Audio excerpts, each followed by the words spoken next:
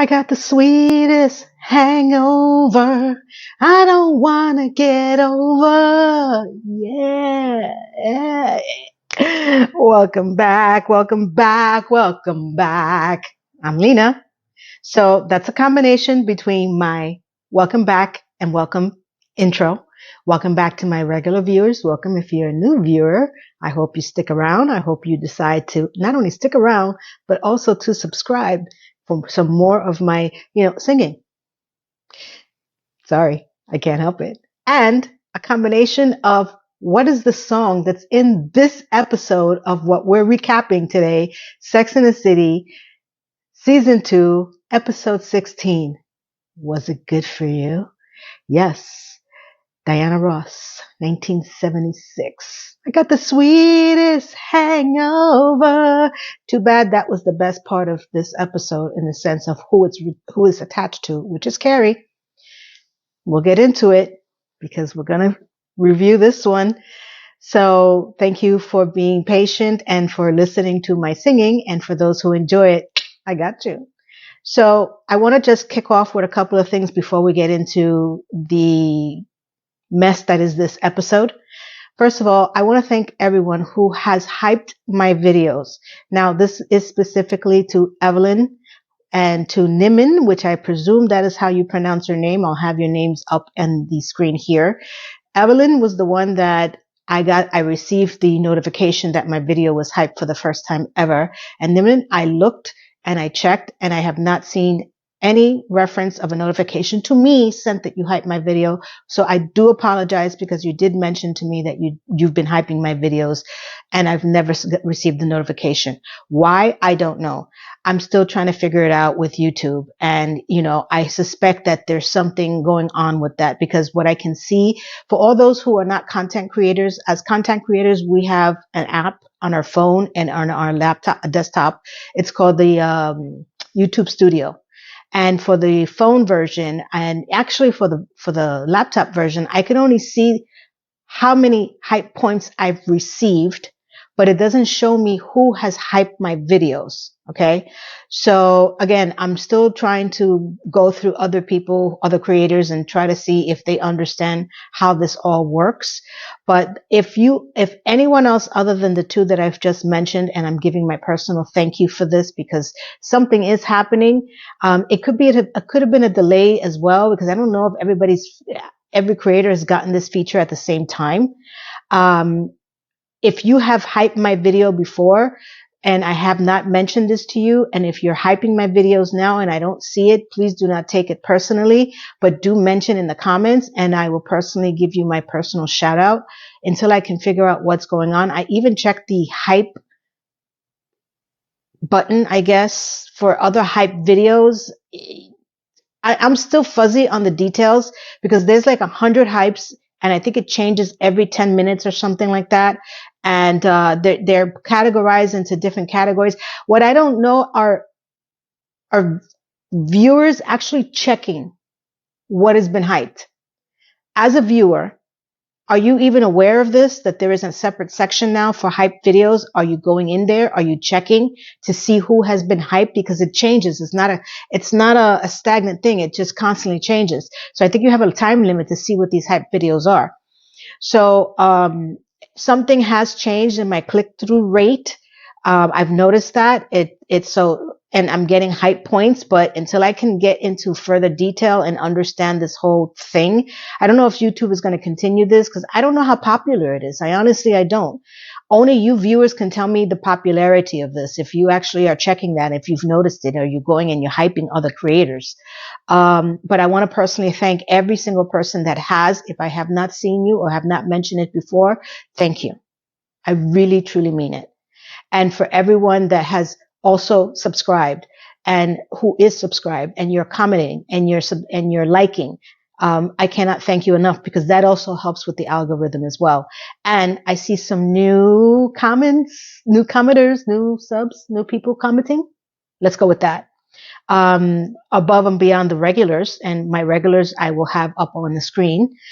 So a personal shout out to you guys who have been with me, not only since in Just Like That, this roundabout and Sex and the City, but from when I started my channel 3 years ago. So there's a few of you that have transferred over to this and stayed with me. And there's some people that are missing that are used to be regular commenters. They're still subscribed. I don't want to shout you out. So I'm just wondering where you are, if everything's okay. If you are aware of this video and you notice that you haven't commented and you're okay, just give a quick shout out. Also, guys, you can head over to my Patreon. I think there's more direct messaging there versus this whole YouTube community, everybody showing your business kind of thing. Though I think YouTube is changing. They're going to have direct messaging now. That's a new wave of change that's happening in YouTube.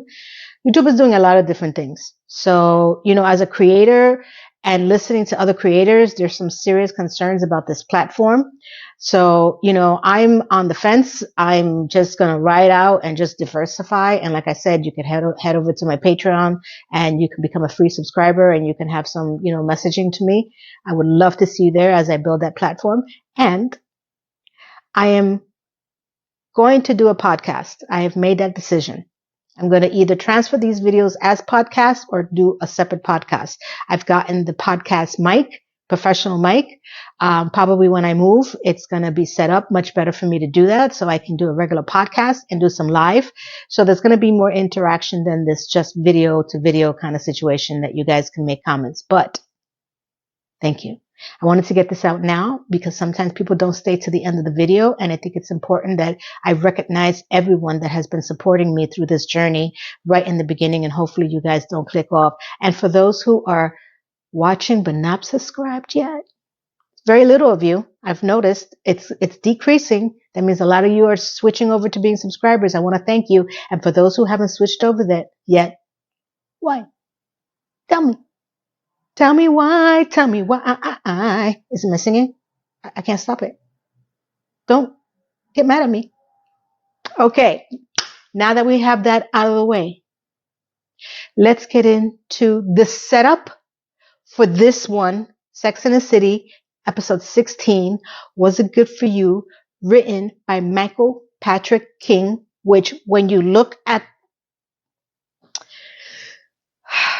Carrie, and what happens with her in this episode, it kind of ties into how he wrote her in Just Like Crap. It's these little threads that we find, these little nuggets that lead us into the debacle that was in Just Like That. Okay, so let's set the scenes for the characters. And I'm going to make my comments in between before we end with the epilogue. So we have the scene. We have Charlotte, who is apparently in bed with a new beau. We never met him before. We don't know who he is. He is I think a hand reconstruction surgeon, very, very detailed work. And as she's oohing and ahhing, he's snoring. He fell asleep while on top of her. And she realizes he's sleeping because he's snoring. And she's like, I forgot his name. I think I want to say Doug, maybe not. But at the end of the day, she realizes that he fell asleep. He's trying to explain that he had surgery. It's really tough. He's exhausted. And she freaks out. I would too. And the next scene we have is her crying over at Carrie's house. And she goes, he fell asleep on me while making love to me. And, Carrie's like, oh, honey, it's okay. She goes, has you ever had anybody fall asleep on you? She goes, no, but I'm sure some of them wanted to. Charlotte is at a loss for words. Okay. So much so that Carrie's trying to find the right tea for her. And she's like, I must be really bad in bed. And she goes, honey, you're not bad in bed. And she's like, do you want a tea? Do you want a chamomile tea? Do you want a tummy tamer tea? Charlotte, what do you need? Charlotte's lost. She's done. So we set her up. She's on her own track to become a perfectionist in bed. Now, I'm going to say this now. No, I have never had anybody fall asleep on me. I've had people tell me I'm tired, and we don't do it. I've told people I'm tired, so I won't do it. I mean, don't do it. Did I say that out loud? Yeah, I fell asleep on someone. Ooh, that's bad.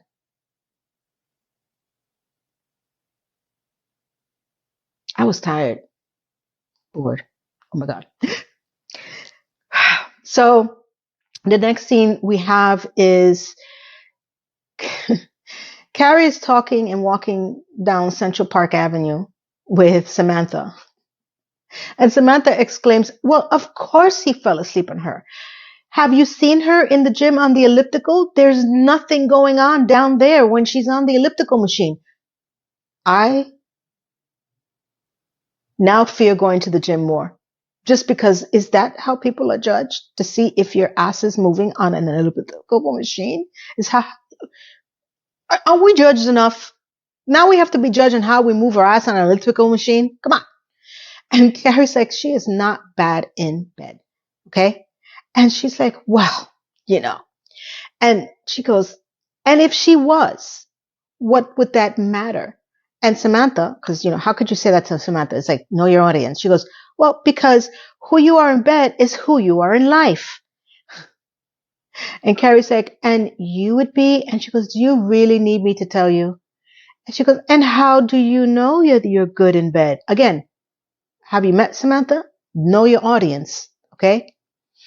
And she says, well, I just got an affirmation just the other day as they pan into her having a dinner with David and David, two gay friends that she's been asked out to dinner. And they're talking something. I don't know what the hell they're talking about. She goes, well, this has been great. I'm going to go now. She goes, they, literally, David and David, we have an ulterior motive. She's like, oh, yes? What? First of all, whenever someone says I had an ulterior motive to bring me somewhere, I would not be like, oh, yes. I'd be like, what? What do you want? What is it? What? And they said, well, are you dating anyone special? And she goes, no, actually, I'm not. I think they said seeing. Doesn't matter. She doesn't see people. Okay? Date, see, nothing. And she's like, why? Do you have a hot guy for me? And they're like, yes, we do. Two, as a matter of fact. And then they start hugging each other and she's like, what? And I'm like, no. Well, I'm desensitized from this already because I've only seen this episode 100 times. But back in 1999, I was like, what? And they're like, yes, we want to sleep with a woman because neither one of us has ever been with a woman and we're curious. And we thought, out of all the beautiful women that we know, that we figured that you would be the hottest one in bed. They know their audience. They don't need to be in the bedroom with her to know that Samantha would be the hottest one. Carrie. And then we pan back into the walking and talking, and Samantha says, I'm thinking about doing it. And Carrie's like, they're gay. Samantha's like, for a sex columnist, you have a very narrow mind of sex. Okay. I have to say that if two gay people were asking me to sleep with them because they've never been with a woman, I would think that that is some sort of compliment. I've been asked by lesbians. Is that the same thing? I don't think so. Yeah. Literally. So here's my thing. As Samantha is trying to explain that, this time it's the year 2000 and pretty soon the new millennium will not be about being gay or straight. It's going to be about, who you sleep with. Everything will be very fluid and, pansexual would be in. If she only knew, or the writer, maybe they did, because this was written by Michael Patrick King. Because here we are 25 years later, and they're absolutely right. It is a wave that's happening. You can be who you want to be and sleep, and it doesn't matter. Back then, I was listening to this. I was like, what? And, it was always the bucket. The bisexuals were always in the middle, but there was pretty much a clear delineated line, between the sexes and who the sexes are with. Bi was always, the mixer that came up, and we heard about it, but we were like, why? But Now, doesn't matter.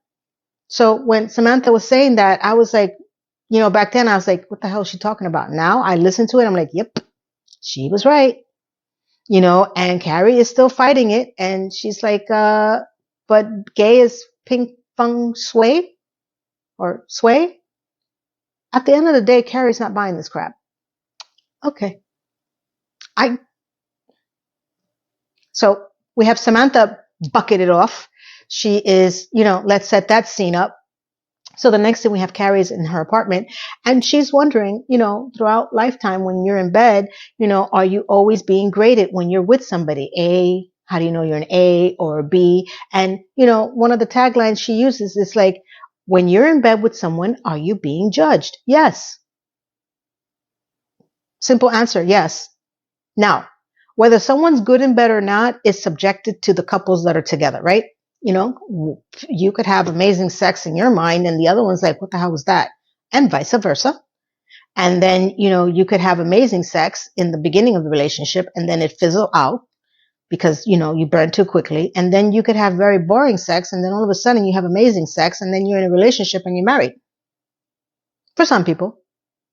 But yes, it is one of the biggest judgments of our lifetimes. How do we get from a D- to an A?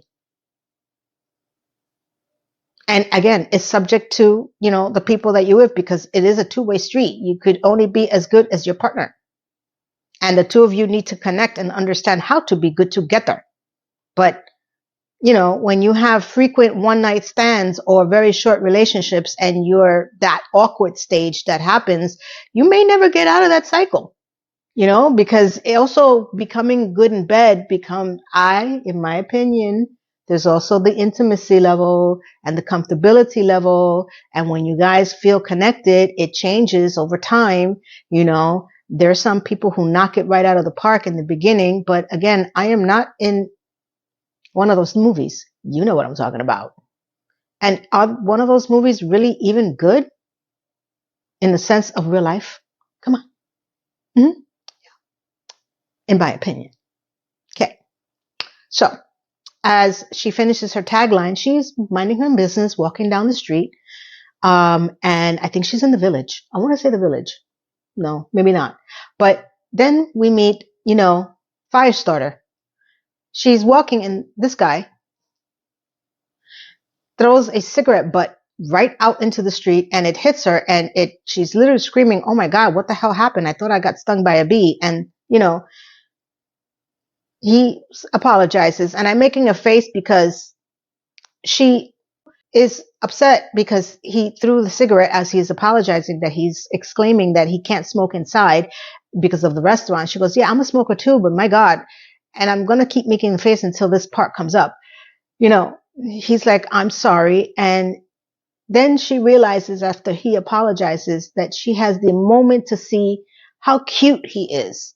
And I say this with my eyes rolling because yes, at that specific moment when she's looking at him, he is cute, but the descent to hell that happens to him in this episode was shocking.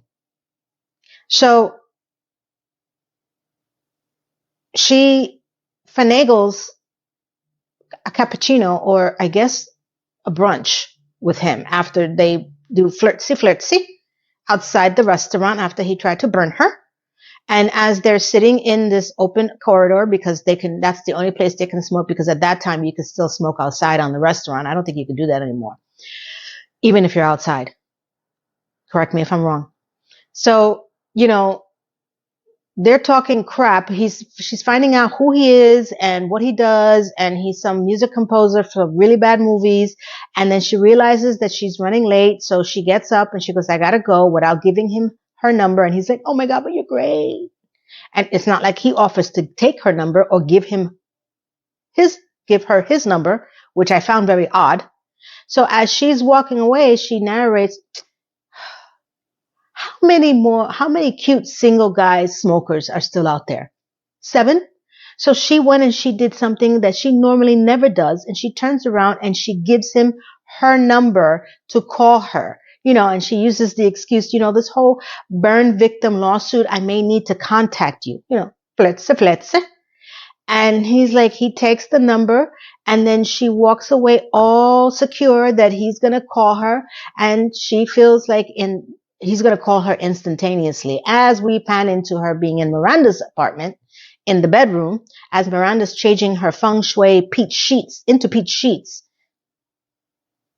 She's upset because it's been 3 days and he hasn't called. She goes, oh, I don't understand. I thought it was such a cute introduction and I gave him my number. And, Charlotte, God bless her. Miranda's like, well, after 12 hours, push him to the island of lost men. She goes, but I don't want to. I really like him. How? You just met him. You don't even know him. He didn't even give you his number. Did you think about taking his number? That's so strange to me. Shouldn't you be exchanging? Something was off in that scene. Purposely so. So, Miranda is trying to change her bed karma by changing her sheets into this peach fuzz fiasco. I mean, they're not ugly, but it's way too much peach in my life, okay? I need a balance of another tone, please. And, she feels that if she builds it, he will come. So she's trying to change her bed karma as Carrie is bitching and complaining about this guy. And she normally doesn't, hand out her number. She normally knows that when she does, it's for a good reason. Because you've been successful picking men in your entire life. Carrie. All the time. How do you know what you know? Because I don't know. I've been watching you and you don't know nothing. Nothing. Isn't this the whole purpose of this damn series? Your picker is off. So, as Miranda is listening to her, she goes, oh, maybe he thinks I'm ugly. Yes, because that's the default, and I can understand after 3 days, someone not calling you, the default would be either there's something wrong with you or he's married. He's got a girlfriend. How about that? Or there's something vehemently wrong with him. Loco in the poco. Automatically she thinks, oh, I'm ugly. And Miranda's like, oh, come on. Really? Why is it that the minute that we don't have men mirror us the way that we want to be mirrored, we automatically default to that? And I agree with her. It's like, I would have been like, he's probably got a girlfriend. I would have not automatically thought I was ugly. Why would he take me out then? Because he burned me? I would think that there would be a better legitimate reason. Isn't this how she falls into Berger? Mm-hmm. You know who Berger is. Mr. Post-it. She's never been right in any of her relationships. None of them. None.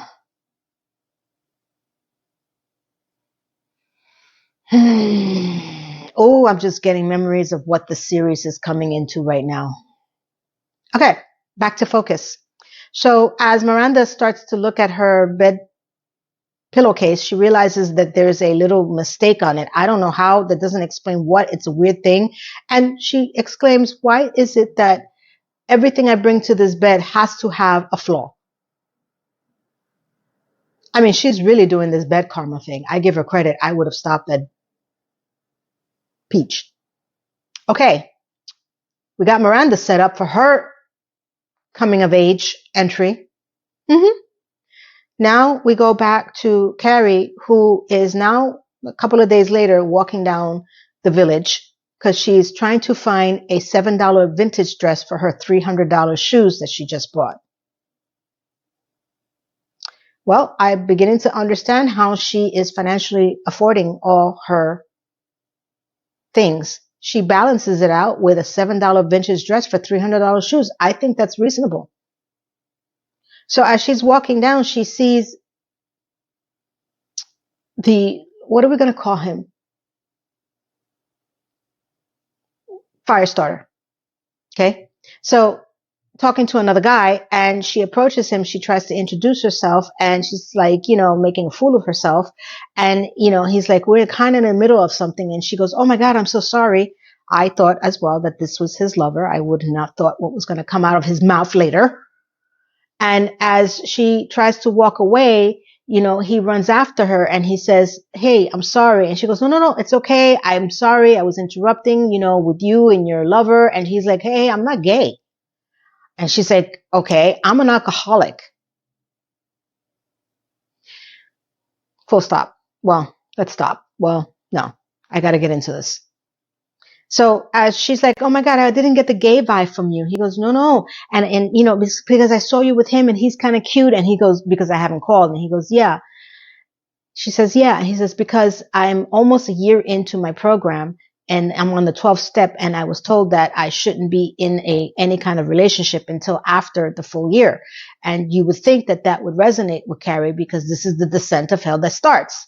And you would think that she would listen, but no, of course not. And, you know, she's like, okay, I guess, you know, I'll hear from you in a month. And he goes, oh, the hell with it. You know, let's hook up pretty much. And she goes, okay, maybe with a cappuccino. Call me. And he's like, it doesn't bother you that I'm an alcoholic? She goes, no, I hope to be an alcoholic one day. Who says that? And he goes, it's not funny. And I'm like, no, it's not. Carrie, back up at your king. So he's like, all right, I'll call you. And she starts to walk away and she says, well, you know, come on. Are we all trying to get over something? Drugs, alcohol, our last relationship, which is what she justifies what she does to this man after he calls her. Now that we have the girls set up, we got a three-way with two gay guys and Samantha. Always a pleasure. We have Charlotte, who is, you know, going to find a way to be better in bed. Great. We have Miranda, who's going to feng shui her way through a better bed relationship. Peach and all. And we have Carrie, who is going to be the devil in disguise. We're set up. Now, let's get into part 2. Let's put all this together and see what meal we're going to make out of this shit show. Stay tuned. Okay, let's cook this feng shui meal together now that we have all of the ingredients. The next scene we have is Carrie is walking with the fire starter, and the first date was a coffee date. And, you know, he's expressing that he's compulsive. He can't stop eating chocolate chip Ahoy cookies. If he has one, he has to eat the entire bag. Completely understand. I used to be that way too. Thank God I stopped that. Thank God. And for Carrie, it's Reese's Pieces, pretty good, and shoes. But of course, because nothing ever happens without her shoes. So as they are in front of her brownstone, she gives him her best lean in and kiss move, and he walks away, and she is completely perplexed on why he didn't reciprocate. And, you know, it confuses her as she walks up the stairs. Okay. I mean, you know, the hell with the fact that he expressed to her that he cannot be in a relationship of any type, and that even going for coffee shouldn't be happening because he's only weeks away from his 1 year, you know, Alcohol Anonymous 12-step program. But we're going to forget about that. Ooh, I'm going to have some things to say about this. Next scene we have is the second date. Now it went from coffee to dinner. And now she is trying to sway him again to kiss her as he smells her. And he goes, what is that? She goes, me. And she goes to lean in to kiss again. And he doesn't reciprocate again. And it's shocking how she's not picking up on why this should not be happening. So she's confused again, and she doesn't understand what is happening. Does this sound familiar to you? Aiden. Because now we have the third date. Okay? And this time, she leans in to kiss him, and she ends up kissing him on his cheek, I suppose. And she goes, well, okay, bye. So she is tired. She's had it. It's the third date. She's done with the humiliation. As she goes up her stairs, she narrates that, come on, how many smart single alcoholic smokers are left in the world? 5? So then she goes back down the stairs, grabs him, and makes out with him. Okay. And I'm like, okay, listen, there wasn't Google back then. So maybe not Googling the 12-step program and how important it is for alcoholics. But he did express to her why he cannot or should not be doing this. But you went ahead and you decided that you're going to make out with him. If that was the only problem that I had. Not only does she make out with him, she asks him, do you want to come up on the third date to a man that says that he cannot be in a relationship? Because if it's not what Carrie wants and she doesn't get what she wants, she doesn't stop, because now she wants him more than Reese's peanut butter cups, because she's not the problem. She doesn't have an addiction. She's never finished going to see Dr. G and her therapy. She has a problem, okay, other than smoking, okay? And he expresses to her, I would, but the problem is that I've never had sex without either being drunk or high. No red flags, Carrie, none. And he's like, the hell with it. Let's go upstairs. So as, Diana Ross comes on as they're, in the boudoir, I got the sweetest hangover. I don't want to get over. Sweetest hangover. That's the only reason why I kept watching this scene, because of the song. 1976. My mother's generation, but I knew about this song. Okay? Diana Ross, that song was everywhere. Everywhere. So 1976, I was born 1969. I was not of age to hear it, but it was all over the radio, on the radio. That's another singer, Donna Summer. But nonetheless, that song was everywhere. So he is very excited because he successfully made love, third date, not being drunk or high, and that he's very excited. And she's like, oh, he's like, you were amazing. She goes, you weren't bad yourself. So she got what she wanted to a guy that is in a 12-step program, and she doesn't understand why. What happens, happens. Bitch. Michael Patrick King. Come on, guys. Have some courtesy and sympathy. Okay? That should piss me off. It pissed me off. This whole scene pissed me off. I didn't like the Carrie in this at all. At all. Okay? So the next scene we have, well, actually he says, let's smoke a cigarette, and afterwards let's do it again. Again meant that the next scene in the diner with the girls, Carrie is ordering food as if she's, hibernating for the winter like a bear, which is what, Samantha says, are you stocking up for winter? She goes, no, as she proceeds to tell them that I was with, Firestarter, and we were doing it all night. And as she tries to finish that sentence, everybody looks at Charlotte, and Charlotte's like, no, it's okay. Just because I'm bad in bed doesn't mean that everybody else has to be, because, we have other storylines that are still going on in this episode. And Miranda's like, I'm going to say this once again. You're not bad in bed.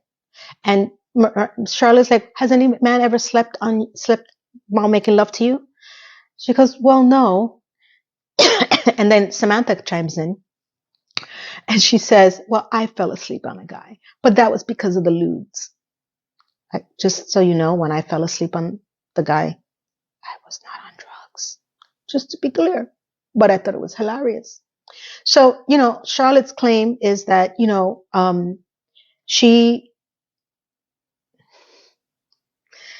she is taking matters into her own hands. Oh my God, I can't. She doesn't say that, but I'm putting that in because literally what happens in her arc is exactly that. Because then she claims that she is going to take a class. And Samantha's like, a effing class? She goes, no, a tantric sex class. And everybody's like, okay. And she's like, and because, if I can get a trainer for my gym, I can get a trainer for, and then Samantha, effing. And Charlotte's like, would you please stop saying that? Why? Why, Charlotte? She, in her naivete or playoff, let's call it what it is. Okay. And she says, seating was limited, so I signed us all up. And they all looked at her like, what are you talking about? And Charlotte is begging Miranda, please, please, I can't go it alone. And if Brad, which is what his name is, falls asleep on me again, I'm going to die. Okay. So Miranda's like, fine. I'm not really, actually, I don't have them hanging off the rafters, Miss Feng Shui, Peachy Peach. And then, Carrie says, fine. And then Samantha's like, because the name of this is not Tantra Sex. It's called How to Please a Man. And Samantha's like, how to please a man. I can teach that class. And Charlotte looks at her with her puppy eyes and she goes, fine, I'll go. So we're going to get to know what Tantra Sex, How to Please a Man is going to be, in ways that I never, ever, ever, ever looked up ever again. Even with Google now. Next scene, Samantha is getting ready for her David and David exploration. So she's in the bathroom contemplating, was this the right move for her? And that she feels that she should have a conversation with them before they proceed with the cooking metaphors. So as she goes out, David and David are very happy to see her. May I just say, they're not the most attractive men in the world. I'm sorry, but they're not. And it just runs right out of her head as she looks at them, as they look so excited to see her. Because, sure, we'll go with that. So as they proceed to bring this to a boil, I can't even show the rest of this. Let's just put it this way. They start, they try, they start bringing it to a boil by trying to stir the pot. And as they reach the bottom of the pot to, turn it around, I don't know how else to put this. Okay, what up? They both realize that there's something missing at the bottom. And they both turn to each other and say, yeah, no, this is not normal for them. And Samantha's like, excuse me? She goes, yeah, no offense. It's very pretty. But no, we don't want to do this. Samantha's like, well, what do you mean? She goes, listen, no. And hey, why don't we all get dressed and go out for some gelato and cheesecake or whatever? And they kiss each other and that's it. They get dressed and Samantha's left uncooked. Because, the bottom of her pot couldn't be stirred. Are you picking up on the metaphors, people? Go watch the episode. So,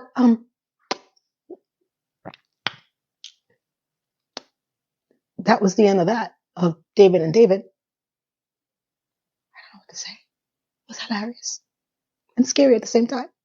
So now we're going to go and revisit Carrie. Carrie is the morning and Firestarter is still with her. And she's like, oh, I'm going to be late for the Tantra sex class. And he's like, well, honey, you don't need a class. You're amazing. She goes, yeah, okay, get off me. Okay. And he's like, come to bed, stay with me. She goes, honey, we've been doing it. We did it all night and all morning. What the hell? When I heard that, I was like, oh, Suki now. He has a problem.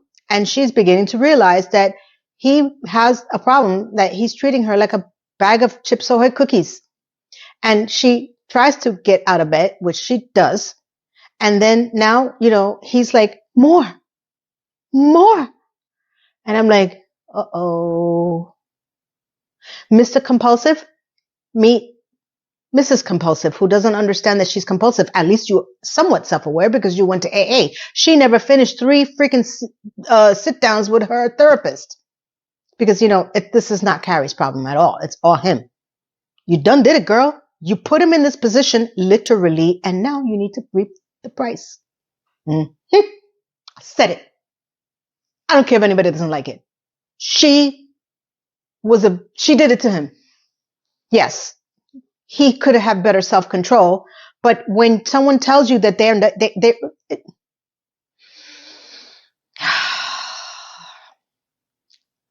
epilogue. So now we're going to go and visit Charlotte's conundrum. We're going to meet the Tantra Sex How to Please a Man class in this very popular, apparently, doctor's home. And this lady who is saying that, Tantra sex, she's trying to go in through the whole, history of it and what is it about and yada, yada, yada. Carrie is not listening. Okay. And she's telling Miranda that she thinks that Firestarter is addicted to her. He's replaced alcohol with her. Well, you think? And, Samantha's like, well, at least he wanted to sleep with you because she's still on the David and David ride. And, Carrie's like, they were gay. She goes, yes, but I don't understand what I did. What did I do wrong? And Miranda reminds her that, the bottom of her soup is not exactly what they're accustomed to. And I felt that this part that Samantha was still triggered by the fact that two gay guys who've never been with a woman wanted to sleep with her, and she cannot understand why she was not attracted to them, and the pieces that are missing was the ones that was not resonating with them, that she felt insecure. I wasn't buying this at all. Michael, Patrick, King. She's not that stupid. Can we get some other writers back? The ones that know how to write for Samantha? Just want to annoy the crap out of me too. So as the class is, Tantra lady is trying to explain how this whole thing is going to work. And, Charlotte is trying to shush them and taking notes because she is going to be the best student ever. Miranda's point is like, okay, if this woman is so good, why do we have this class in this apartment? And my question was, why is Carrie the only one without her freaking shoes on in this woman's house and we have to see her feet on top of this ottoman? Everybody else in the room has their shoes on except for Carrie and her big feet. Sorry. She irks me with the feet. It's just, you don't even know this lady. Don't be taking off your shoes. Everybody else has their shoes on. That was what I was thinking, because at this point, I'm not even listening to this lady. I'm like, oh my God, did I know what was going to go back then? No, and I still wasn't listening. And even after rewatch, I'm still like, oh my God. So we find out why she has it in her apartment. She's going to give a live demonstration of how she's going to perform the Tantra sex and how you should perform it on your man. Because once, you learn this, your man will never, ever, ever cheat on you. I would love to see the paperwork on that, please. So the husband comes out. He's another doctor. He undresses, lays down, and we are greeted with an hour and a half, as Carrie narrates, of her explaining how to handle the spoon. I can use metaphors in cooking still. So as she's handling the spoon an hour and a half in, as she's narrating, and everybody's enthralled and just like can't stop watching and stop laughing. And, she's saying that this is the lingam massage. I have never looked this up. I was tempted to look it up, but I don't want to. Okay. So as she's lingering the massage spoon to her husband in front of everyone in the room,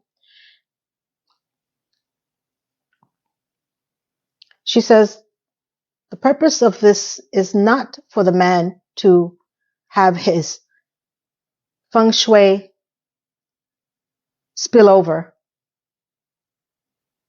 So then an hour and a half of you fiddling with his spoon, the purpose is not for it to be cooked, then what the hell are you doing this for? But it's a nice surprise if it does. I would be surprised if it doesn't. After an hour and a half of cooking and stirring and nothing explodes, I would be like, I think I'm doing this wrong. Well, she wasn't doing it wrong, because not only did the spoon erupt, the food erupted all over Miranda's face. That is a huge part of the reason why I never looked up this whole thing. I won't. It was so disgusting. It reminded me about something about Mary. If you ever watched that movie, you know the scene I'm talking about with Cameron Diaz. And even that scene disgusted me. I'm like, really, guys? Are we doing this for real? Like, what is the hell? I mean, it was supposed to be funny, and I didn't find it funny at all. It was just one of those Michael Patrick King moments. Okay? So poor Miranda is feng shuied.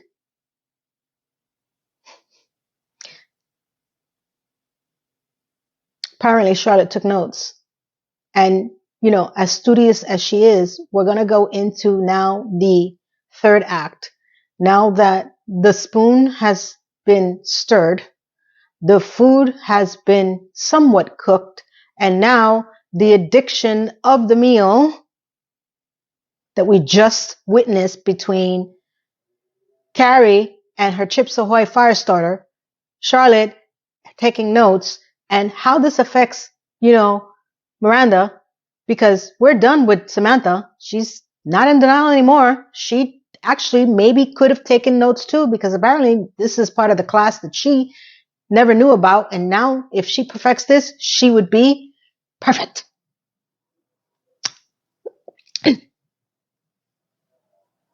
Part tres. Tres. The final act. Let's get this meal served. If you're enjoying this and you haven't yet subscribed yet, and you're new to my channel, or you're a frequent watcher but you haven't subscribed yet, either way, do me a favor.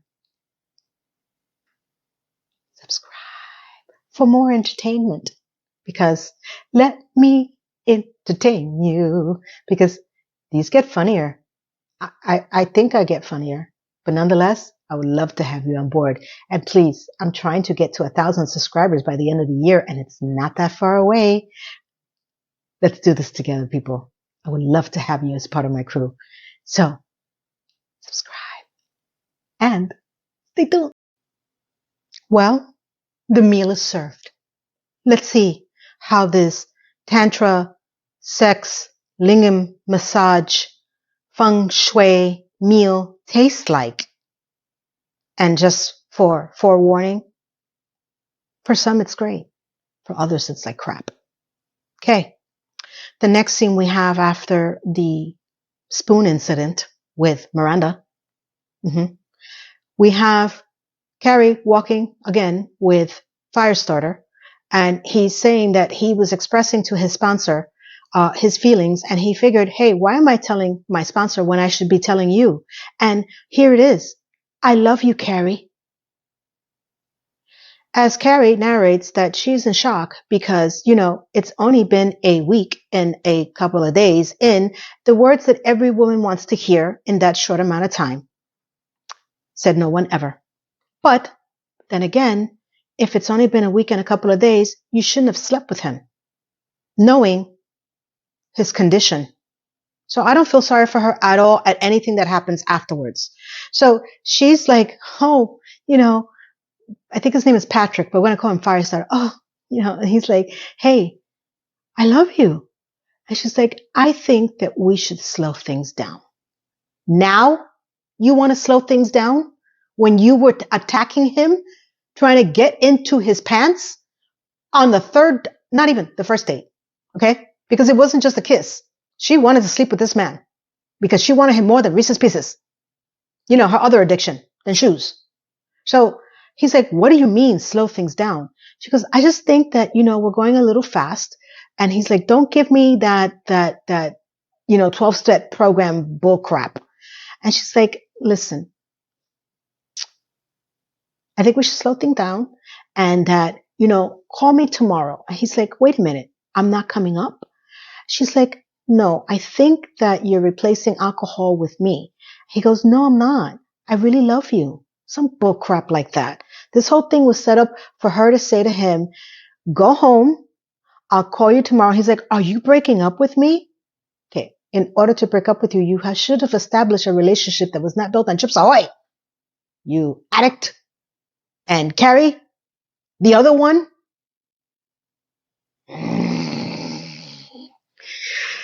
Ay, señor de mi vida, coño, carajo, puñeta. This is just more irritating as I think about it. So she's like, listen, just for a couple of days, go home, call me tomorrow, which means in translation, I won't be picking up the phone. Get the hell out of my face. And he knew it. Okay. And he's like, okay, what am I going to do now? And she's like, go to a meeting. Now you want to be supportive? Now you want to tell him to go to his meeting? Really? Really? So he walks away somber, and she thinks that she's out of the woods, right? Because we all did too. Wrong, wrong, wrong. Next scene we have the tantric meal is being served by Charlotte to her falling asleep doctor. And he's very happy because whatever the hell she learned, she mastered it just like a Charlotte would. And, as Carrie narrates, it was the best $50 investment that Charlotte ever made. And she was satisfied that he did not fall asleep on her. God knows how long she was trying to fiddle that spoon. If it was an hour and a half, I would give her credit. I would have been like, get the hell out of my face. I'm not doing this for an hour and a half. My hands hurt just watching her. The next one is Miranda as she's laying in bed, rubbing her face against the pillow. And as Carrie narrates, it was a little bit more expensive because her sheets must have been $1,000, and she was satisfied until she realized that she took a tissue to wipe the overflow of the spoon incident. And, I was like completely, I felt sorry for. I would have been like, no. I would have been screaming in that room, screaming bloody murder. Okay. Worst $50 ever. Do you know how disgusting that is? That is nasty. Oh my God. When I think about it, it even more disgusts me. Like, why? But Michael Patrick King needed to make a statement. Okay. So now we're back at Carrie's, and she's gingerly in bed, sleeping, so she thinks. And guess who comes back? Guess who's back? Back again. Firestarter, screaming her name from the landing in the street up to her window. Carrie! Carrie! She looks out the window and he is ass drunk. Okay? Screaming at her, you bitch. You made me date you before my 12th month is done, and I love you and you don't love me back. And he is drunk as a skunk, and she's like, crap. I'm like, are you really shocked, Carrie, that this happened? It could have taken you 5 minutes to say, hey, finish your 12 step, and when you're ready, you can give me a call. Even after she almost said that, and he said, the hell with it, she should have stood by her guns and said, no. I don't know much about this, but I feel like you've come a long way. We could wait. But no, she needed to get what she wanted. And even after the first date of just going for coffee, and then, her trying to attack him, and the second date, and the third date, and then the sweetest hangover incident, you still don't understand your role in this, Carrie? You got this man drunk in the street now, screaming at you. And on top of that, I love you, I don't love you back. He starts to undress in the middle of the street. Completely. Starts undressing. Make love to me, Carrie. Make love to me. I'm like, dude, you may have had to stay more than 12 months in this scenario, but I can sympathize. Okay. And, Carrie felt bad. She was going to go downstairs and get what she says. She says, but she knew from the second date that would be considered codependent. Did you really know that, Carrie, in the second date, and you still went after him? You're that self-aware and you're that selfish that even knowing that, you should have not tried to be with this guy? So since she throws her ugly freaking pajama to him and says, don't get undressed, you're going to catch a cold. He goes, I don't care. I hope I die. And he starts to completely undress, when I tell you underwear and all. And he's walking down the street screaming her name. Okay. You're the best sex I ever had. And then Carrie narrates that a couple of days or a couple of weeks later, she heard from him again saying that I'm back in the program, but she never heard from him again. And she always questioned one of two things. Was he able to stay sober? Well, gee, Carrie, I don't know. And was she really that good in bed? Pendeja. Had nothing to do with you being graded in bed. It was the fact that you attached yourself to someone that has a compulsion and an addiction, and you broke that because of your own selfish needs. That was it. And that's how the scene ends. Epilogue. Oh my God, I had to get into this epilogue because I had to watch this a couple of times so I can keep this in my memory. Okay. 1, Michael, you suck. You suck then. I'm going to see if my other favorite episodes that pop up, if you were involved in this at all, because I will be surprised. And when the ones that do come up, I will let you know. Something like this must have happened to somebody because you don't just think about this. And it's kind of rude. And yes, this is a show about lessons, and all shows about lessons, right? Hopefully someone took something out of this and said, I saw this almost same exact scenario. And you know what? I'm going to respect your journey. Because if that what came out of it, that some people learned something from this, that they shouldn't mess around like this, whether it's the messer or the messy. Messy would be Carrie. She's over here. Messer. Yeah. You know which one I'm talking about. That either parties will be like, you know what? I don't want that to happen to me. Okay. I would be okay with that. Let's say that did happen.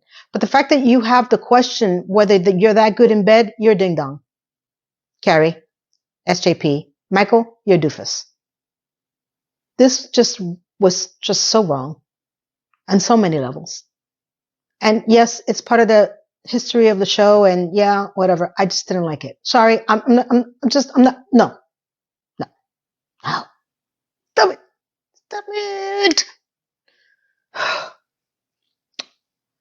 Tantra sex, lingam massage. Sure. I don't know how many people have looked that up since then. I have not. I could have been okay with some of the explanation, but the ending of it, not cool. I mean, if you were playing it out for gags, and if any of you thought it was funny, good for you. I did not find it funny at all. Not at all. I know he must be playing it for gags, but, you know.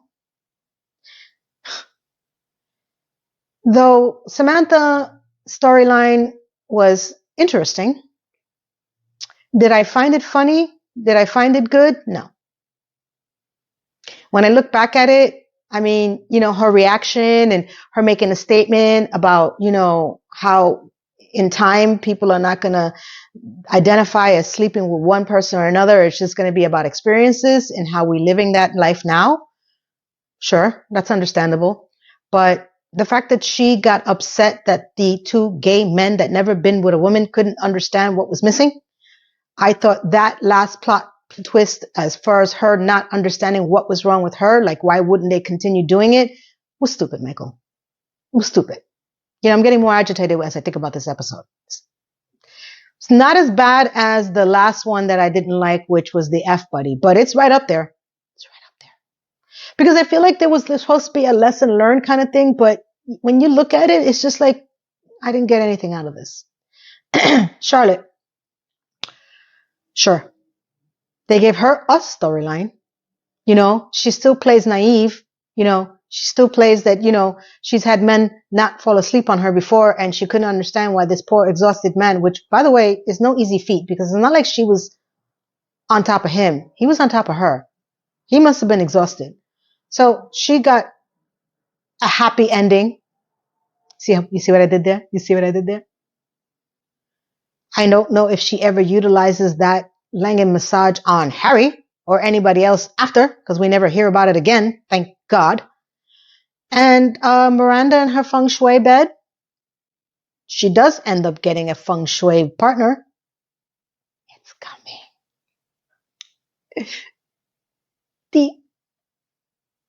Mhm.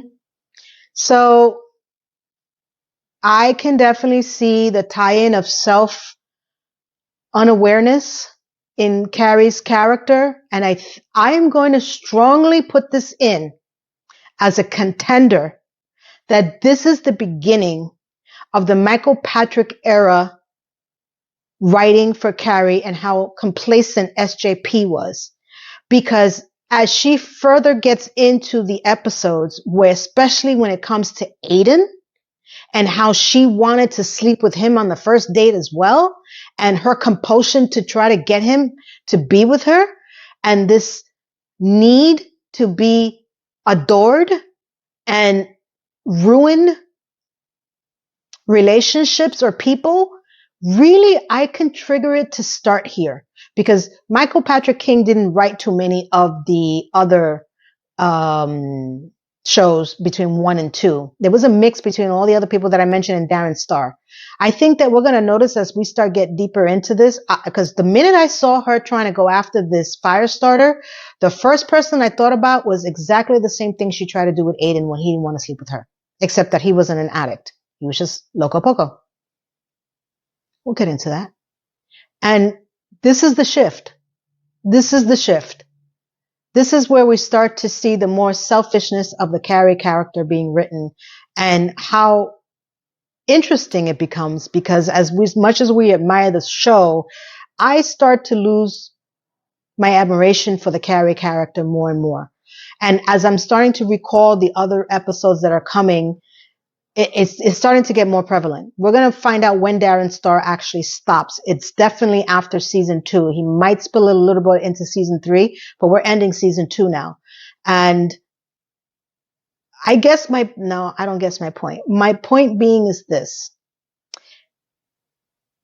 As we delve further into the series and we realize what happens to Carrie as a character written, and then we see nothing changes with her in Just Like That. That's why this pisses me off so much. I figured it out. Because we can be okay with being in your 20s and 30s and maybe 40s being this way. Your 50s and 60s, you're still playing this stupidity. You're still writing like this. You're still allowing for this to happen. I didn't buy it. And if I'm going to trace it back to starting here and seeing what happens afterwards, and we all know what happened in Just Like Crap, she does the same freaking thing. Because if we were to leave it like this, I would be okay. I'm like, well, damn, yeah, she did a lot of stupid shit. But just like everyone else that normally grows out of the stupidity, look who she became afterwards. And we can just look back at this and be like, listen, she had to, get to that point to get to this point. Nope. She never moved. No matter where she found a new place in Gramercy Park, she never moved. Ever. So, do you guys agree with me a little bit? Are we beginning to see the strings now becoming attached? Because I really never paid attention to this, because I stopped watching Sex and the City after and Just Like Crap. And now that I'm getting into this, oh my God, it's like a lesson in psychology. And I'm not talking about the characters. I'm talking about the writing, the writers, their mentality or lack thereof for some, and how much joy some of the other ones actually brought to us, and where we're going to go into the next couple of episodes and seasons. This is almost a psychological review on why the actors allowed for these scenes to happen, and if there was a growth potential afterwards. Because when you really think about it, when you look at this, all comes from somebody's mind, right? So why would they continue to act and behave and treat the characters this way? For what end purpose? And don't freaking tell me that the ending of the last episode of Just Like Crap was exactly what Michael Patrick King wanted. Bull crap. I'm going to call bull crap until 1,000 years come. But looking at this is becoming even not just fun, but much more interesting. And I hope that anyone who's never watched this show and is watching along with me or finds my videos and joins our group and starts to reanalyze, because again, this show is actually picking up steam again for millennials. Yeah, the 20 to 30 group that was never even allowed to watch the show, or maybe not even around. And this show will continue to go on for the ones that are being born now. And it's going to be even more interesting to see. And we're all here as the OGs, because when we start seeing new people come in, my OG viewers, my OG people that are there with me on this ride, let's all welcome them in and hear what they have to say, because we can give them a much better perspective, because there's going to be a lot of things that happen that people who are just getting into this now, they're going to be like, what? Like, yeah, that's how it really was back then. And I can't wait for that to happen. You know, I can't wait for someone new to come and be like, hey, I just started watching this show. I'm young or whatever, or younger. Or I'm like, I have a couple of questions, and be like, yeah, it really was like that. Yeah, we know nothing ever happened in just like crap, but we were hoping. That's what I want. Because my OG people, the way that you come in and we've seen this together, some of you are even a few episodes ahead, so you know what's going to come. You know. But this has been a really interesting dissection of this. And I'm so happy and so appreciative that I decided to take this route, and that I'm putting this out there, and that it's going to be out there. I'm making a contribution, and that we're hopefully all enjoying this, because I know that you guys are going to have your favorites too. Tell me how you felt about this one. Am I valid in my feelings? Am I taking it a little bit too far? I don't know. I do know. I don't feel that I'm taking it too far. I really do feel that it was wrong for what Carrie did and her role on that whole scenario, and the fact that she is a problem. She has an addiction. She needs to stop. Does she? Of course not. Because we wouldn't have a show if it did. So, Sex and the City, we're almost getting close to the end of the year. This is number 16. We got 2 more episodes to go before we close out the year, and I get to start season 3, 2000, the year 2000, and hopefully it'll be up and running before the end of the year, so we can start the new year with a new episode, season, and my beautiful integration of what happened in the year of 2000, which I'm still so excited for. So if you haven't yet, take a look at my Patreon, free to join. I'll put it in the pinned comments below. Check out my store, Timeless New York City. My holiday specials are going to be gone because the holidays are almost done. I don't know if you're aware of that. And then I'm going to have fresh new merch, which is going to be mostly pet themed, unless somebody makes a request for something else. So we're going to go into the new year with a new merch, and spring is going to be here. Spring is here. Check out my store. If you order something, let me know. I would appreciate it if you did, and let me know how you received it and how you liked it. And if you don't want to order something, I'm okay with that as well. But I would love your feedback. Tell me what you think about the ornaments and the pet themes and the totes and everything else that I created, because you guys drive that for me. You know, so if I'm on the right track, tell me. If I'm not, tell me gently. So Patreon, linked in the pinned comments. My merch store, linked in the pinned comments. What else is linked in my pinned comments? I say Patreon because I am going to be putting stuff on Patreon pretty soon, next year, podcast, some live chats. Please be kind, because I don't know how to do this, and I'm learning. Hypes. I will get back to you guys about the hypes and understand more a bit of that, though. If you're hyping my video, oh my God. And even those who don't know, hype, the fact that you comment, like, subscribe also helps the algorithm. I'm getting closer to 1,000 subs by the end of the year, so I thank you for that. And like I said, for those who are still watching and not subscribed, come on, join us. What you scared of? We won't bite. So for everyone, I want you to have a beautiful December. My top favorite movies are coming, the next video. So I want to bring some holiday cheer. Holiday road. Because we are in not only the holiday season, but the end of the year. And we get to start all over again, hopefully with a fresh new start, fresh new perspective, and fresh new beginnings. as we do every year. And we're going to be together for a while. So I want to bring as much joy to you guys. So you tell me how you felt about this. And I want you to all to have a beautiful, blessed day, blessed weekend, blessed first week of December, because I'll be back.